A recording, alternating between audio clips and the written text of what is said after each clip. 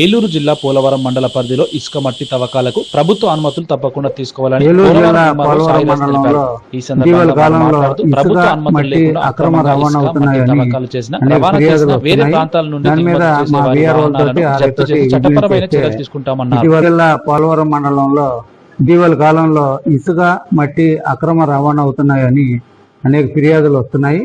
దాని మీద మా వీఆర్ఓలతోటి ఆర్ఐ తోటి విజిలెన్స్ చేస్తే ఇటీవల 2 మట్టి లారీలు పక్కన ఉన్నటువంటి గోపాలపురం మండలం నుండి మా మండలంలో మరి ఇటుక బట్టీలకి రవాణా అవుతున్నదని తెలిసింది. మేమందరం కూడా వాటిని పట్టుకుని పోలీస్ స్టేషన్కి అప్పచెప్పడం జరిగింది. వాటికి ఏ విధమైనటువంటి అనుమతి పత్రాలు లేవు.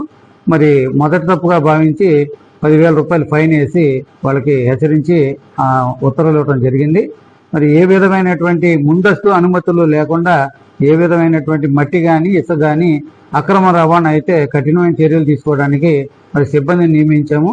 కాబట్టి అప్రమత్తంగా ఉండి ముందస్తు అనుమతులు సంబంధిత శాఖల నుండి పొందిన తర్వాత మాత్రమే రవాణా చేసుకోవాలని మరి ప్రజలకు విజ్ఞప్తి చేస్తున్నాము. మరి అక్రమ రవాణా చేస్తున్న మట్టితో పాటు యజమానిని అరెస్ట్ చేయటమే కాకుండా ఆ వాహనాలను కూడా సీజ్ చేసి మరి కోర్టుకి హ్యాండ్ ఓవర్ చేయడం జరుగుతుంది. క్రిమినల్ కేసులు కూడా వాళ్ళ మీద పెట్టడం జరుగుతుంది. కాబట్టి ప్రజలందరూ కూడా తెలుసుకోవాల్సిందిగా